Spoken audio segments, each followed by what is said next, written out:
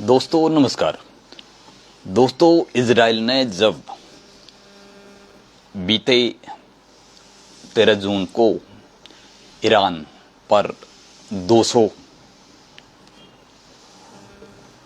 Jet fighter या fighter plane से हमले किए और ड्रोन हमले किए और उसमें ईरान के शीर्ष था, उसे लगा था कि भविष्य में शायद उसे इस प्रकार की चीजों का सामना करना पड़ सकता है। जी, तो अभी की जो ताजा स्थिति है, अभी युद्ध के मैदान की जो खबरें हैं वो सब अपने अपने तरह से अपने अपने पक्ष में दावे कर रहे हैं। इससे पता नहीं चल पा रहा है कि आखिर कौन किस पे किस रूप में भारी की सहायता से वो कुछ ही दिनों में ईरान को मुंह के बल खड़ा होने पे मजबूर कर देगा या पटक देगा या खत्म कर देगा या पूरी तरह से सफाया हो जाएगा उसमें, जो चाहे वो इस्लामिक चरमपंथ हो। और बात यहां तक कही गई थी, देखो युद्ध में एक स्थिति आती है, कभी भी बड़बोलापन नहीं होना चाहिए। कहते हैं कि अति आत्मविश्वास, जिसे ओवर कॉन्फिडेंस कहते हैं, या बिल्कुल आत्मविश्वास न होना, दोनों स्थितियां खराब होती हैं। हर जगह संतुलन जरूरी होता है और वो संतुलन कई बार बयानबाजी में भी दिखना चाहिए। एक मंझे हुए जो नेता होते हैं वो न तो ओवर कॉन्फिडेंस में रहते हैं, और एक आम नागरिक भी हो, एक लीडरशिप हो, कोई लीडर हो या डिप्लोमेट हो, उनके बयान संतुलित होने चाहिए। उन्हें न ओवर कॉन्फिडेंस में रहना चाहिए और न ही लो कॉन्फिडेंस में कहीं रहना चाहिए।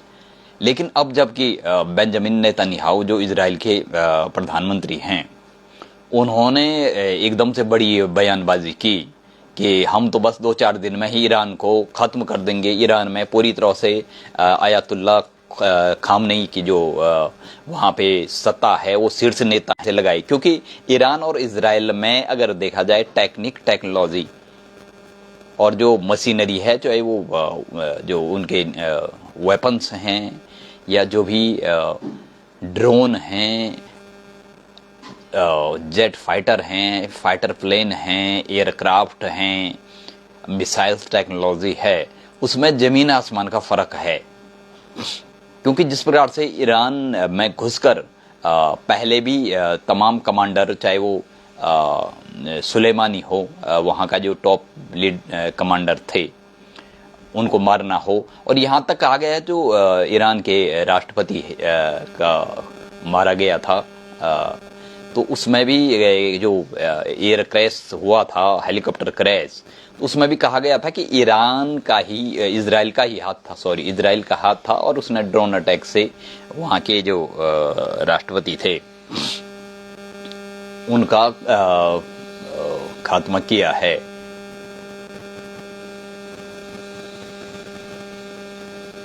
और उसमें भी कहीं हिट लिस्ट में काफी शामिल थे, कह सकते हैं। हाँ, इब्राहिम रईसी थे, जो कि आपको पता होगा लगभग 20 मई 2024 को उनको हेलीकॉप्टर क्रैश में वो खत्म हो गए थे। उनके साथ विदेश मंत्री भी थे ईरान के, वो भी कहीं विजिट पे जा रखे थे, तो हेलीकॉप्टर क्रैश हो गया। तो उसमें भी कहा गया था कि कहीं ना कहीं उन पर ड्रोन अटैक हुआ है या ऐसा कुछ किया गया था। लेकिन अब जबकि वहाँ की चीफ ऑफ मिलिट्री डिफेंस कहा जाता है, या वहाँ की जो रिवोल्यूशनरी गार्ड जो माने जाते हैं, वहाँ के सशक्त और तेज तर्रार सक्रिय, उनके जो टॉप लीडर्स हैं या टॉप कमांडर हैं, वो भी मारे गए हैं। तो उसके बाद तो ये कयास लगाए जा रहे थे कि संभव तो अब शायद ईरान ज़्यादा देर तक प्रतिकार न कर पाए और हथियार डाल दे उनके सामने। लेकिन ऐसा कुछ हुआ नहीं।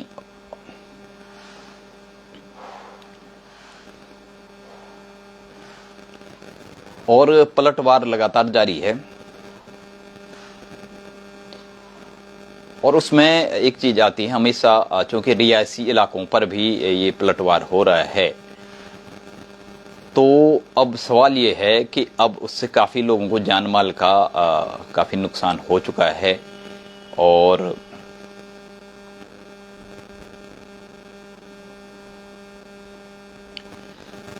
अब ये भी पता चल रहा कि ईरान के न्यूक्लियर रिएक्टर पर भी शायद हमला किया गया है, क्योंकि कहा तो यही कहा जा रहा था कि अगर ईरान वाकई में, क्योंकि ईरान न्यूक्लियर पावर बनने के बेहद करीब था।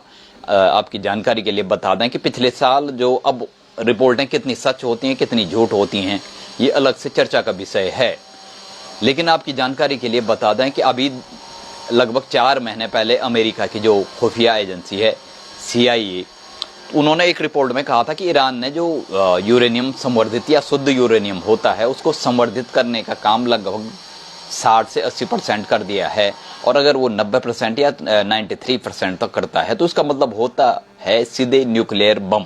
जी, अगर वो 93% यूरेनियम को संवर्धित करते हैं तो इसका मतलब होता है कि सीधे वो न्यूक्लियर हथियार बनाने के बिल्कुल अंतिम मुहाने पे, दहलीज पर पहुंच चुके हैं।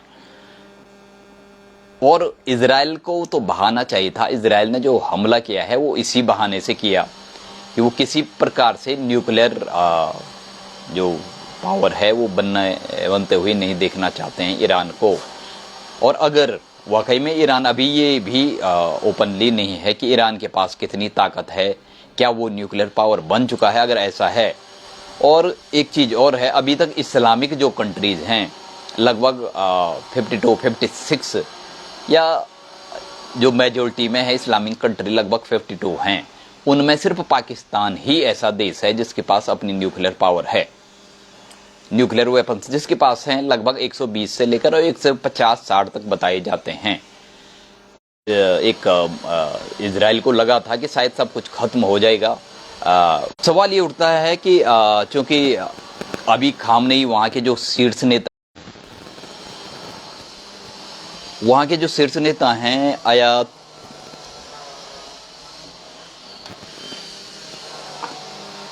अयातुल्ला खामनेई, उन्होंने अभी भी कहा जा रहा था कि वो शायद हिम्मत हार चुके हैं, जंग हार चुके हैं, लेकिन उन्होंने अभी जोर शोर और जो खरोश के साथ कहा है कि अगर अमेरिका भी, जैसे डोनाल्ड ट्रंप ने कहा है और संकेत मिल रहे हैं, अमेरिका का जो जहाजी बेड़ा है वो रवाना हो चुका है, अमेरिका के वहाँ पे एयरबेस हैं, अमेरिका के वहाँ पे नौसैनिक अड्डे हैं, ईरान के आसपास भी, अरब सागर में भी और तमाम जगहों पे एयरबेस भी हैं अमेरिका के और सैनिक अड्डे भी हैं।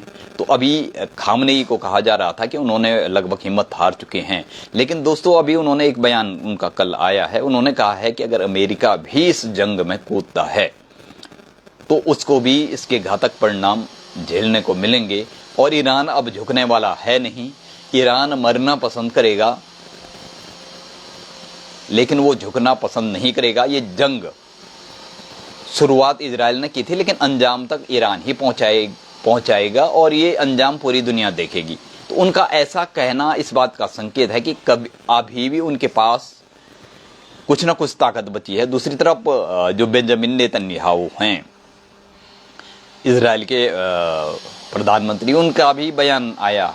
जैसे शुरू में उन्होंने कहा था कि सब कुछ खत्म कर देंगे, ईरान 2 दिन में खत्म हो जाएगा, लेकिन अब वो कहीं नरम पड़ते हुए दिख रहे हैं। अब उनकी बातों में वो चीज़ें नहीं दिखाई पड़ रही हैं। तो अब सवाल ये उठता है कि आखिर ऐसा क्या है। इजराइल, सवाल ये भी है कि ईरान की ताकत क्या है और इजराइल की ताकत क्या है।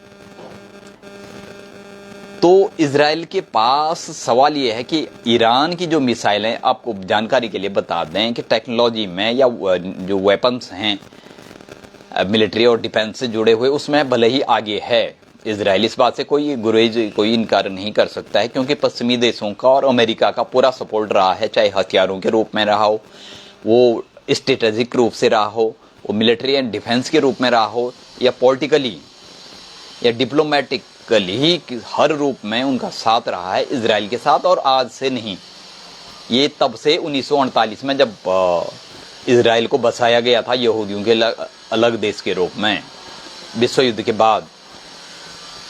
द्वितीय विश्व युद्ध के बाद, तो उसके बाद से ही अमेरिका और पश्चिमी देश ब्रिटेन वगैरह जो भी हैं उनका पूरा सपोर्ट यहूदियों के साथ रहा है, इजराइल के साथ रहा है। लेकिन ईरान में इतनी ताकत, ईरान की ताकत क्या है? ईरान की असल ताकत जो है वो है उसके ड्रोन। भले ही उसके पास F-35 जैसे अत्याधुनिक फाइटर प्लेन नहीं है, एयरक्राफ्ट नहीं है जैसे इजराइल के पास हैं।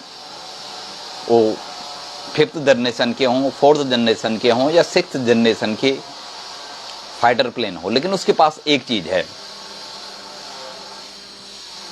दो चीजें उसको कुछ खास बनाती हैं। एक तो उसने मिसाइलों का जखीरा खड़ा कर रखा है, और वो इराक ईरान युद्ध के समय भी से ही उस जखीरे को लगातार बढ़ा रहा था, जैसे कि उत्तर कोरिया। अब सवाल ये उठता है कि जो उसके असल ताकत है ईरान की, वो है ड्रोन और मिसाइल टेक्नोलॉजी। जी, ये दो ताकतें हैं।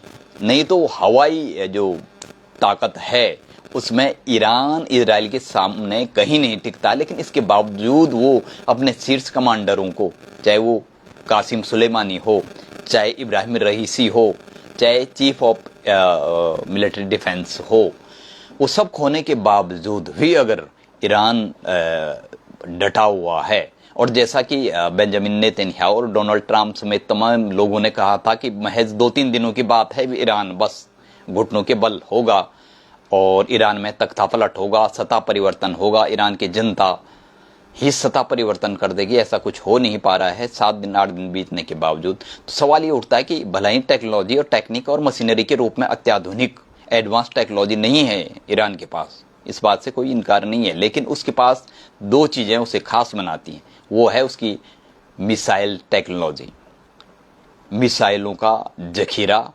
ड्रोन और रॉकेट्स लॉन्चर। जी, ये 3 चीजें हैं, और ये वो आज से जमा नहीं कर रहा है। बताया जा रहा है कि उसके पास तकरीबन उसका जो मिसाइल भंडार है वो लगभग 8-10 हजार के आसपास बताया जा रहा है, और अभी तो उसने महज 1000 मिसाइलें ही दागी हैं मेरे ख्याल से। तो लगता है कि अभी अगर ये युद्ध भड़क गया तो काफी दिनों तक चलेगा ये, भले ही ईरान की हार हो जाए, लेकिन उसके पास जो मिसाइलें हैं वो इतना कहर बर पाएंगी कि इजराइल को भी जो नुकसान होगा, या अमेरिका के वहाँ पे जो बेस कैंप हैं, नौसैनिक अड्डे हैं, या थल सेना के अड्डे हैं, या एयरबेस हैं, उनको भी नुकसान पहुंचा जा सकता है, क्योंकि उसके पास सुपरसोनिक मिसाइल हैं। अब सवाल ये उठता है कि उसके पास इस प्रकार की मिसाइलें आई कैसे? उसके पास, ईरान के पास दरअसल 14 प्रकार की मिसाइलें हैं। वो शॉर्ट रेंज भी हैं, वो मिडिल रेंज भी हैं, और वो कह सकते हैं कि शायद इंटरकॉन्टिनेंटल भी हो सकती हैं। इंटरकॉन्टिनेंटल बैलिस्टिक मिसाइल के अलावा उसके पास सुपरसोनिक मिसाइलें भी हैं मौजूद, फतह जैसी, जो अभी वो इजराइल के खिलाफ यूज कर रहा है। तो सवाल ये उठता है कि उनको रोकने के लिए कई मिसाइलें ऐसी हैं जो सुपरसोनिक मिसाइलें होती हैं। आपकी जानकारी के लिए बता दें, दुनिया में आज तक कोई भी ऐसा डिफेंस सिस्टम मौजूद नहीं है जो उनको रोक पाए, क्योंकि जो सुपरसोनिक मिसाइलें होती हैं कई बार वो अपना रास्ता बदलने में भी सक्षम होती हैं। यानी वो रडार हो गया, जो एयर डिफेंस सिस्टम है उसमें जो रडार लगे हुए हैं और तमाम अन्य भी जो टेक्नोलॉजी है उसको भी धोखा और गच्चा देने में होता है। आपकी जानकारी के लिए बता दें कि जो अब हम इसी पे बात कर रहे हैं कि उसके पास कहाँ से मिसाइलें आई इतनी, तो उसको मिसाइल बनाने में आपकी जानकारी के लिए बता दें कि साउथ कोरिया, रसिया, चाइना, इन्होंने मदद की है ईरान को। बदले में ईरान ने उसको क्रूड ऑयल, पेट्रोलियम सस्ते दामों पे बेचा है। और साथ में अगर कोरिया की बात करें, कोरिया और पाकिस्तान का दोस्ताना भी रहा है। दोस्ताना क्या कहें, वो एक दूसरे के स्वार्थों के कारण, क्योंकि पाकिस्तान को भी न्यूक्लियर टेक्नोलॉजी देने में चीन, साउथ कोरिया जैसे देशों का हाथ रहा है, और ईरान को भी। तो साउथ कोरिया ने ईरान को न्यूक्लियर टेक्नोलॉजी दी, बदले में साउथ कोरिया के मिसाइल टेक्नोलॉजी में भी ईरान ने मदद की।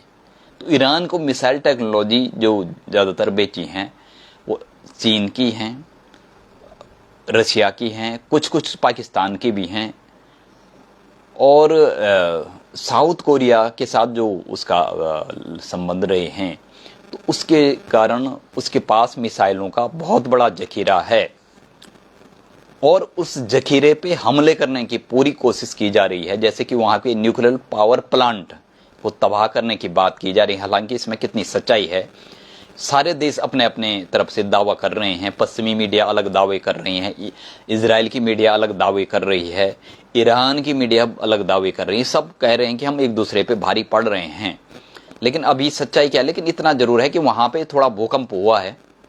वो तभी होता है जब किसी के न्यूक्लियर पावर प्लांट या न्यूक्लियर जो वेपन्स हैं उसके ठिकाने पे अगर हमला किया जाता है, तो वहाँ पे 2.5 रिएक्टर पैमाने का जो अर्थक्वेक आया है ईरान में, तो उससे लग रहा है कि कहीं ना कहीं इजराइल ने उसके न्यूक्लियर प्लांट या न्यूक्लियर वेपन्स जहां छुपाए हैं वहां हमला हो सकता है। और उससे एक बड़ी समस्या यह है कि उससे वहां पे जो रेडिएशन फैलेगा, रेडियो एक्टिव रेडिएशन, उससे आसपास की जनता को, पर्यावरण को, पेड़ पौधों को बड़ा नुकसान पहुंचेगा। और वो शायद रेडिएशन पाकिस्तान तक भी आ सकता है, क्योंकि पाकिस्तान के आसपास ही वो सारी चीजें हैं, पाकिस्तान की सीमाओं के आसपास। तो पाकिस्तान की जनता को, पाकिस्तान को भी खतरा हो सकता है। और अगर ज्यादा फैला तो जाहिर सी बात है कि ईरान के अलावा जो उससे लगे हुए अन्य देश हैं उन पे भी, चाहे वो जॉर्डन, इराक, कुवैत, तमाम देश हैं, वहां भी कई दिक्कतें पैदा हो सकती हैं। तो ये मानवता के लिए भी युद्ध होता है। कहते हैं कि जो टॉप लीडरशिप होते हैं वो अपने आप बच जाते हैं। हालांकि ईरान में तो टॉप लीडरशिप भी मारी जा रही है, लेकिन अधिकांश मौकों पे जो युद्ध करवाते हैं, जैसे अमेरिका आग में घी डालने का काम करता है, लेकिन अपने आप सच्चा भी बन जाता है, वो सांप बच जाता है।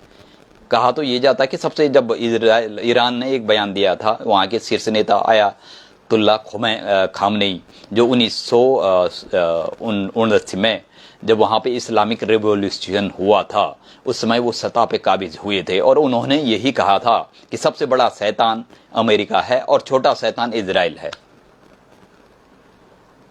तो अमेरिका के बारे में ये स्थिति अब साफ हो चुकी है कि विश्व में लड़ाई भिड़ाई करवाना, फिर उनके बीच समझौते करवाना, फिर हथियार बेचना अपनी कंपनियों के, उनके मार्केट में घुसना, वहां से पेट्रोलियम और तमाम उनके संसाधनों का यूज करना, अमेरिका की यही नीति रही है हमेशा से। इसलिए भारत को भी सचेत किया जाता है कि अमेरिका उसका स्वाभाविक मित्र नहीं हो सकता। भाई, स्वाभाविक मित्रता अलग चीज होती है। स्वाभाविक मित्रता जड़ों से होती है, विचारों से होती है, भावनात्मक रूप से होती है। अवसरवादिता और जो अवसर परस्ती की जो मित्रता होती है वो ज्यादा समय तक नहीं टिकती है। वो सिर्फ अपने संकीर्ण, क्षुद्र, कुत्सित और निकृष्ट स्वार्थों पर आधारित होती है। उसमें किसी का कोई अस्थायी दोस्त नहीं हो सकता। अस्थायी दोस्त वही होते हैं जो भावनात्मक, वैचारिक रूप से गहराई से एक दूसरे से जुड़े हैं। तो इसलिए कहा जाता है कि कभी भी पूंजीवादी अमेरिका, पूंजीवादी देशों का पुरोधा अमेरिका, और कहीं ना कहीं नॉन अलाई मूवमेंट के जो सदस्य हैं, भारत उसका फाउंडर मेंबर रहा है, या भारत में जो सोशलिस्ट और भी कहा जा सकता है, वहाँ भी भारत का झुकाव रहा है। और स्वतंत्रता के बाद भारत की जो अवधारणा रखी गई, चाहे वो सामाजिक, आर्थिक हो, राजनीतिक हो, वो समाजवाद से ही प्रभावित थी, या समाजवाद से ही लगा हुआ गुट निरपेक्ष नॉन अलाइनमेंट मूवमेंट जो था, गुट निरपेक्ष आंदोलन, उसके फाउंडर मेंबर जो थे वो भारत के पंडित नेहरू, कर्नल नासिर मिस्र के, यूगोस्लाविया के मार्शल टीटो और इंडोनेशिया के सुकर्णो, इन लोगों ने मिलकर नींव रखी थी। हालांकि भारत हट गया। अब पता चल रहा है कि कहीं ना कहीं ये प्रधानमंत्री मोदी कहें या जो मौजूदा सरकार है उसकी ये एक डिप्लोमेटिक हार भी कहा जा रहा है, क्योंकि उनको, भारत को, जब तक भारत वाकई में सुपर पावर बनने की स्थिति में नहीं आता है, अपने कहने से कुछ नहीं होता है, अपनी पीठ थपथपाने से कुछ नहीं होते हैं, अपने मुंह मियाँ मिठू बनने से कुछ नहीं होता है जी। जब तक भारत वास्तव में भारत सुपर पावर बनने की स्थिति में नहीं पहुंचता है, तब तक भारत को न तो गुट निरपेक्षता की विदेश नीति त्यागनी चाहिए और न समाजवादी विदेश नीति त्यागनी चाहिए। तो ये भी सवाल है। लेकिन अब अमेरिका या पश्चिमी देशों का पिछलोगू बन के अगर भारत को कुछ मिल सकता है तो वो हस्र भारत पाकिस्तान युद्ध ऑपरेशन सिंदूर के बाद देखा जा चुका है। पाकिस्तान को वहाँ कह सकते हैं ना कि अवार्डेड और रिवार्डेड किया जा रहा है और भारत को बिल्कुल अलग थलग कर दिया गया है। आप कहीं भी देखें, आप G7 की बैठक देखें, डोनाल्ड ट्रंप चले गए, मोदी साहब की एंट्री तब होती है वहाँ, जो कभी खास मित्र बना करते थे। तो जाहिर सी बात है कि जो तमाम चीज़ें चल रही हैं, वर्ल्ड डिप्लोमेटिक है या वर्ल्ड जो जियोपॉलिटिक्स है या वर्ल्ड जो ऑर्डर है, उसमें अमेरिका भारत को किस रूप में देखता है वो हम ऑपरेशन सिंदूर के समय देख चुके हैं कि आज भी पश्चिमी देश और अमेरिका भारत को पाकिस्तान के बराबर ही मानता है या उससे भी कम का दर्जा देता है। अभी आपको पता होगा कि वहाँ जो सेना का वो बनाया जा रहा है, सेलिब्रेशन किया जा रहा है, जो उनका स्थापना दिवस और बहुत सारी चीज़ें होती हैं अमेरिका में, उसमें वहाँ के जो मुनीर हैं सेनाध्यक्ष, उनको बुलाए गए हैं पाकिस्तान के, और पाकिस्तान को IMF यानी international monetary fund, world bank से अरबों खरबों का लोन दिलवाया इस ऑपरेशन सिंदूर के बाद। तो आप देखो कि भारत वाकई में पश्चिमी देश, और मैं पहले भी वीडियो में बता चुका हूं, क्या वाकई में पश्चिमी देश और अमेरिका भारत को एक उपभोक्ता बाजार की तरह देखता है, हथियारों के खरीदार के रूप में देखता है, या वाकई में वो भारत को सुपर पावर के रूप में देखता है? इस युद्ध से साफ पता चल चुका है कि वो भारत को आज भी बहुत ज्यादा तवज्जो नहीं देते हैं, वो पाकिस्तान से भी कम तवज्जो भारत को देते हैं। और वो भारत को कभी कभार अगर भारत के साथ कंधा मिलाते हुए दिखते हैं तो उसका कारण है कि उनकी कंपनियां, हजारों कंपनियां भारत में हैं जी, जो यहाँ पे नकली मिलावटी जो भी चीजें बेच रही हैं। भारत सरकार ने उनको लाइसेंस दे रखा, आप कोई भी चीज भारत में बेच सकते हो, असली नकली का कोई उसमें भेद नहीं होगा। नहीं तो भोपाल गैस त्रासदी कांड जैसे कैसे यहाँ पे हो जाता है। पेप्सिको, तमाम वो कंपनियां हैं, कोका कोला, वो सारी अमेरिकी कंपनियां हैं, वो यहाँ पे काम करती हैं, चाहे वो लॉर्सन एंड टर्बो LNT हो, तमाम उन्होंने डैम वगैरह के ठेके ले रखे हैं। अब उनके गुणवत्ता के मानक कुछ है नहीं है, इससे भारत सरकार को कोई लेना देना नहीं है। भारत एक ऐसा बाजार है, वहां कोई भी मिलावटी, कोई भी जहरीली, कोई भी नकली चीजें मार्केट में आराम से बिक जाती हैं। उसका प्रचार प्रसार करना है, वर्ल्ड उसकी कैंपेनिंग बढ़िया होनी चाहिए, मार्केटिंग बढ़िया होनी चाहिए, एडवर्टाइजमेंट बढ़िया होना चाहिए, लेबलिंग पैकेजिंग बढ़िया होना चाहिए, और मिट्टी भी बेची जा सकती है, उसमें कुछ नहीं है, कुछ भी बेचा जा सकता है। तो अमेरिका यहाँ पे ऐसा नकली और मिलावटी और बिल्कुल गुणवत्ता विहीन माल उतारता है, बेचता है, और अरबों खरबों रुपये कमाती हैं अमेरिकी कंपनी, चाहे वो हिंदुस्तान यूनिलीवर हो। आपकी जानकारी के लिए बता दें कि अमेरिका की तकरीबन 23,000 कंपनियां भारत में हैं। अब इससे आप लगा सकते हैं कि वो भारत से ही संसाधन लेते हैं, भारत में ही बेचते हैं।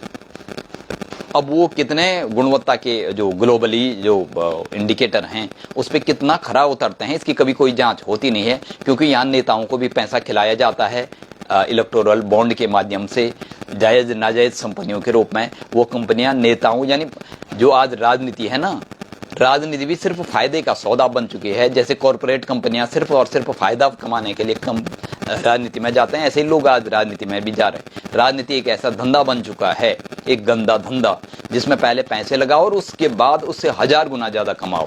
और वो कमाई कहाँ से होती है? वो इन्हीं कंपनियों से होती है जो अपने गलत, कुत्सित, घिनौने कारोबार करते हैं, काले कारोबार करते हैं, काली कमाइयां करते हैं, और बदले में कुछ हिस्सा नेताओं और राजनीतिक पार्टियों को देते हैं। तो आपको क्या लगता है कि क्या जो भारत को चलाया जा रहा है, क्या भारत को राजनीतिक पार्टियां चला रही हैं?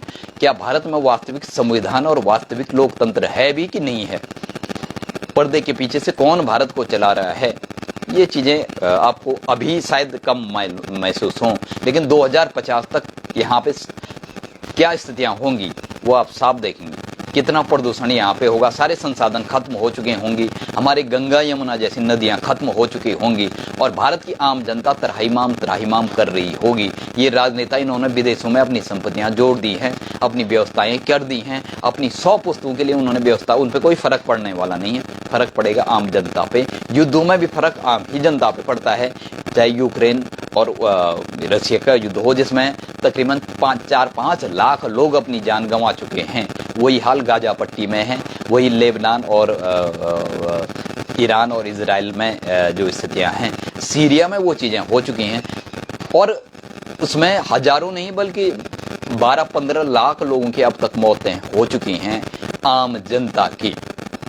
और पिछले 2 सालों से जो इजराइल का पहले गाजा पट्टी में चला होती हिजबुल्लाह विद्रोहियों के खिलाफ और उसके बाद उन्होंने लेबनान और बहुत सारी जगहों पे हमले किए, सीरिया में क्या हुआ उसमें ही 3-4 लाख लोगों की जान जा चुकी। कितने लोगों के परिवार ही पूरे खत्म हो चुके हैं, कितने लोग घर से बेघर हो चुके हैं, दरबदर हो चुके हैं, कितने लोग भूख और अपंग भूख से पीड़ित हैं, कितने अपंग हो चुके हैं। तो युद्धों का कुछ लोगों की कुत्सित मानसिकता, कुत्सित स्वार्थों का जो खामियाजा है वो आम जनता को ही भुगतना पड़ता है। कुछ लोगों की काली करतूतों का, कुकर्तियों का करते कुछ और हैं, उनकी लाशों पे खड़े होकर राजनीति कोई और करते हैं, उनका खामियाजा भुगतना पड़ता है किसी और को। वो कोई और नहीं होते, आम जनता होती है। तो सवाल ये उठता है कि क्या ईरान और इजराइल का युद्ध है, क्या वाकई में वो बड़ा मोड़ लेने वाला है, उसमें क्या कुछ होने वाला है? क्योंकि इजराइल ने जो इस बार हमले किए हैं उसे अंतर्राष्ट्रीय जो समुदाय है उसमें अच्छा नहीं माना जा रहा है। क्योंकि इससे पहले चलो हूती और हिजबुल्लाह के जो विद्रोही थे उसको ईरान सपोर्ट कर रहा था, इसलिए हमला किया गया ईरान पे, बातें चल रही थी। जबकि एक तरफ डोनाल्ड ट्रंप ने साफ कहा कि समझौता होगा, परमाणु डील फिर से होगी और अब दुनिया को शांति, अमन और व्यापार की ओर बढ़ना चाहिए। उन्होंने अब कहा कि मैंने भारत पाकिस्तान के बीच भी सीज फायर करवाया।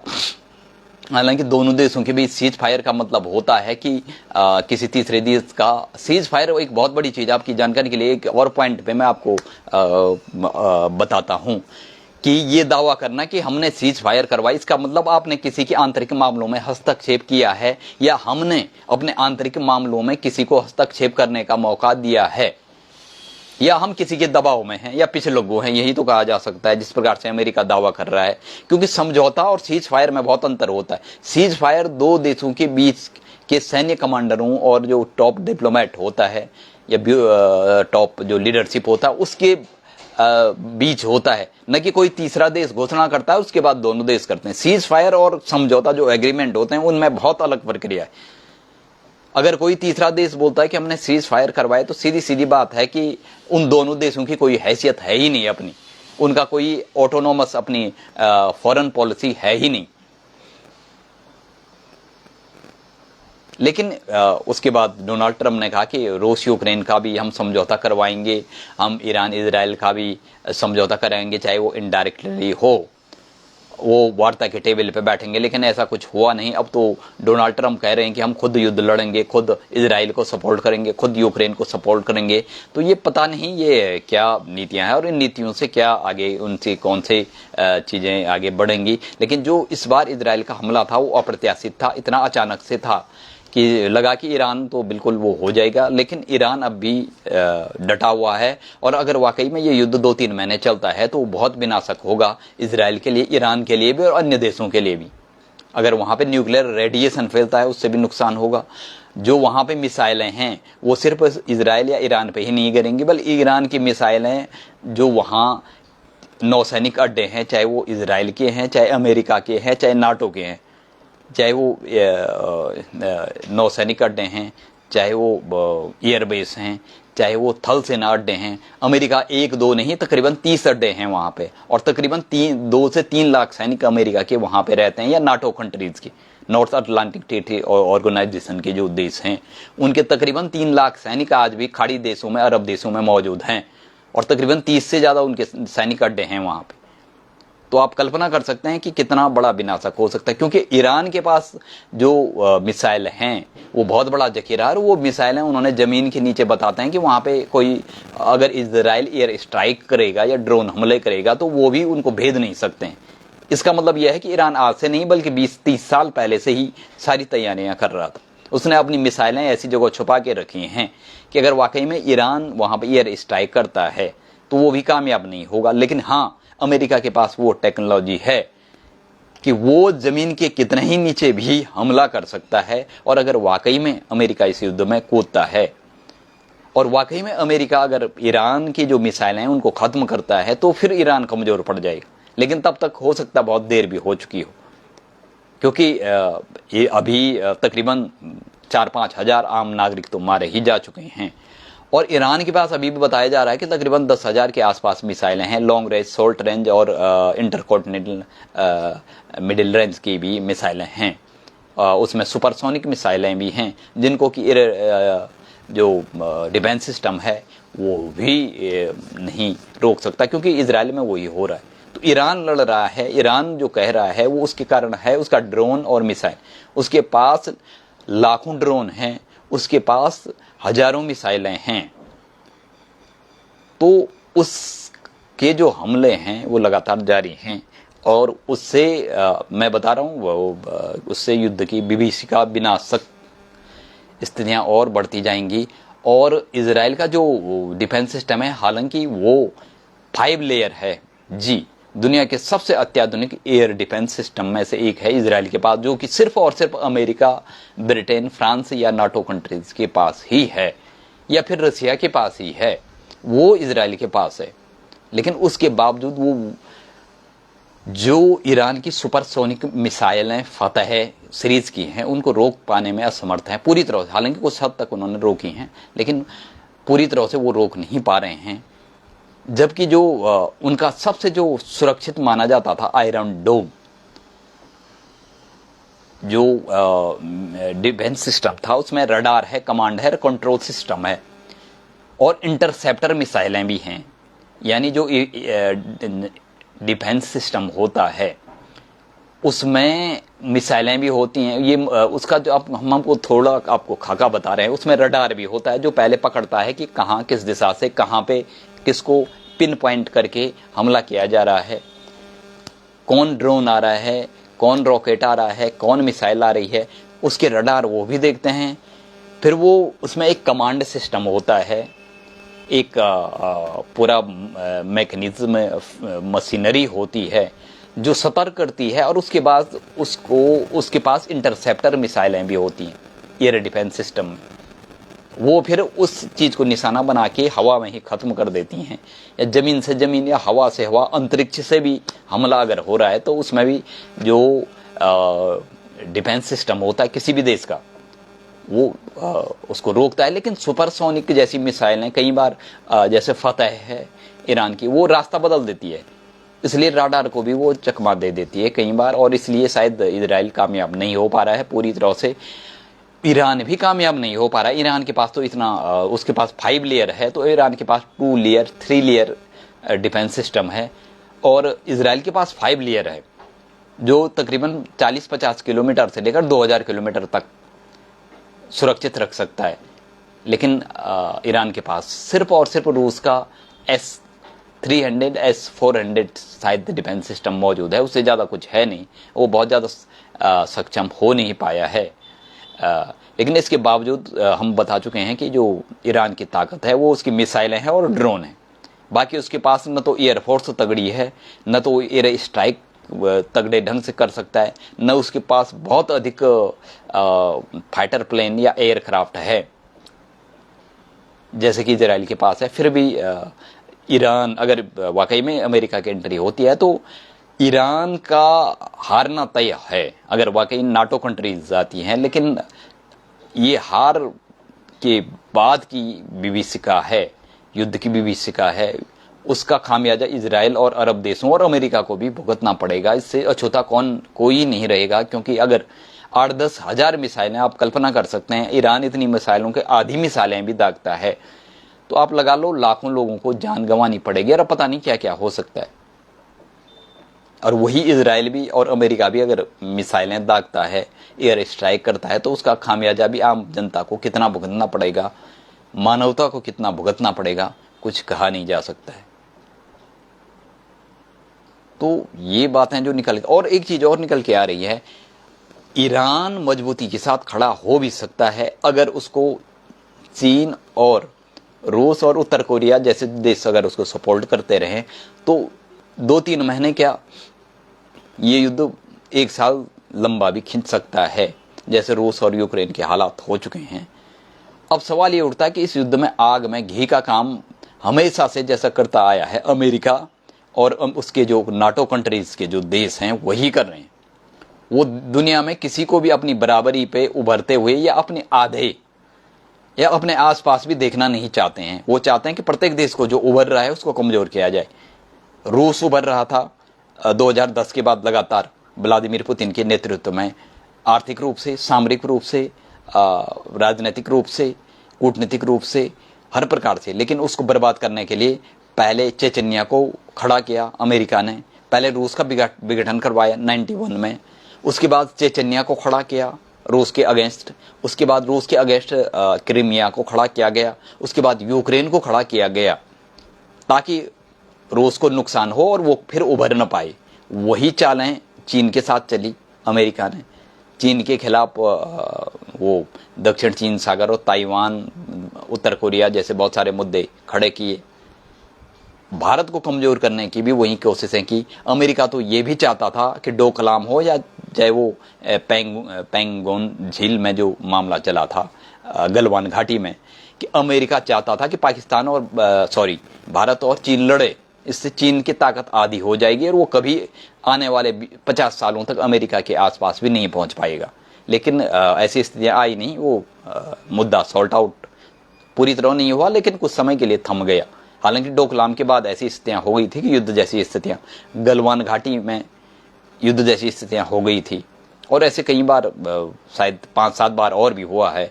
लेकिन उसके बावजूद भारत चीन युद्ध को जो भड़काने की कोशिश कर रहा था अमेरिका, वो हुआ नहीं, क्योंकि अमेरिका भारत को भी कमजोर करना चाहता है, चीन को भी कमजोर करना चाहता है। उसे पता है कि भविष्य में ये लोग भी हमारे आसपास, वो चाहते हैं कि सिर्फ हमारा राज रहे दुनिया पे, मैं सुपर पावर रहूं और मेरे साथ जो 30 देश और हैं पश्चिमी देश, विचारधारा में जो उसके साथ हैं, चाहे वो राजनीतिक रूप से हो, आर्थिक रूप से हो, सामाजिक सांस्कृतिक रूप से हो, हर रूप में वो एक ही विचारधारा रखते हैं। तो हमारा ही राज दुनिया पे रहे, बाकी न तो चीन उभरे, न भारत उभरे, न रूस उभरे।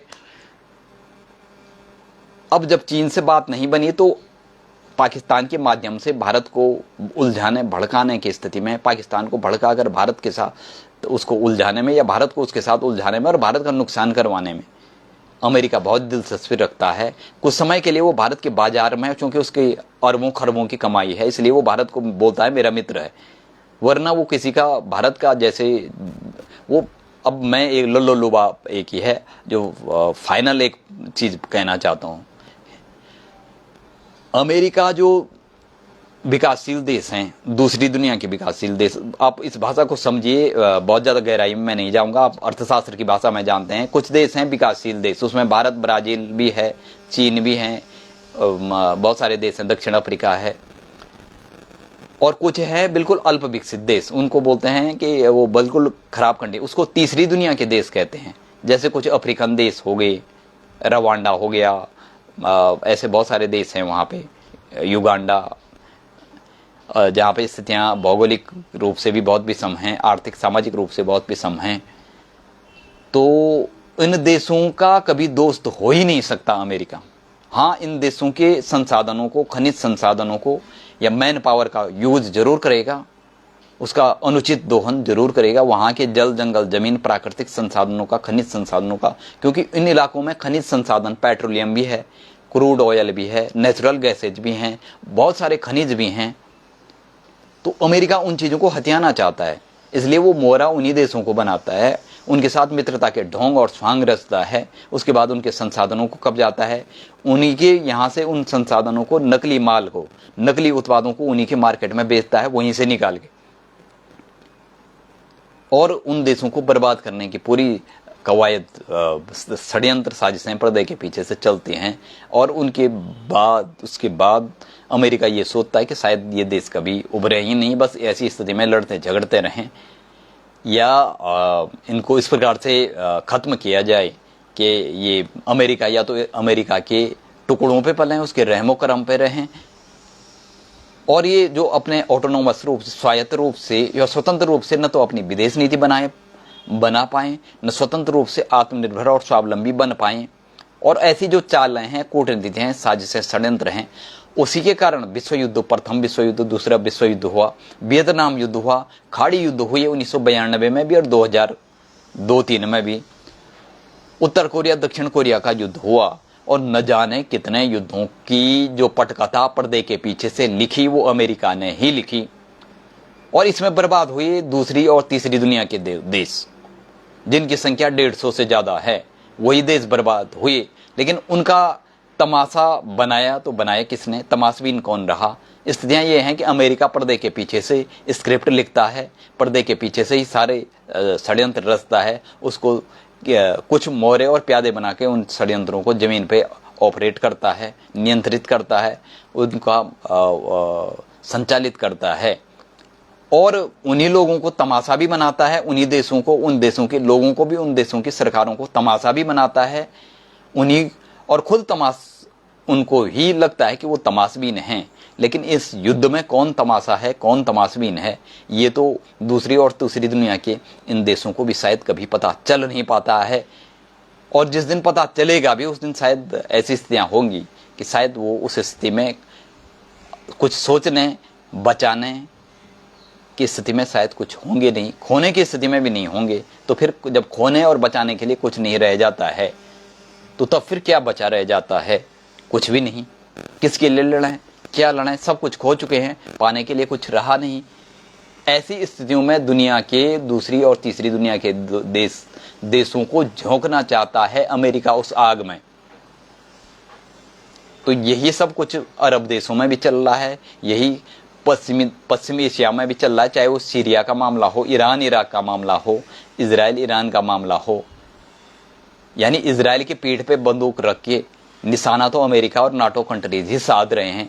यूक्रेन की पीठ पे देशों में ये अमेरिका और पश्चिमी देशों का भी काम है, और ये हमारे देश के राजनीतिक तंत्र है वो भी उन्हीं के पद चिन्हों पे चल रहा है, या उनको भी लगता है कि कहीं ना कहीं भारत की जो नीतियां हैं उन लोगों को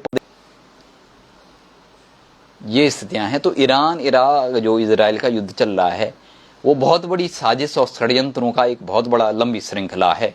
पर्दे के पीछे से कोई नहीं जानता है कि पर्दे के पीछे से जो ये खेल खेले जाते हैं उनकी तस्वीर पैदा होती है, क्योंकि जैसी दुनिया की कल्पना हमने की थी, जैसी दुनिया की कल्पना हमारे पूर्वजों ने की थी, उसके ठीक विपरीत दुनिया जिस हालात पे पहुंच चुकी है, जिस मुहाने पे पहुंच चुकी है, जिस बारूद के ढेर पे पहुंच चुकी है, आदि है ये उन्होंने एक गुर सिखा दिया है कि आप इस प्रकार से चलो।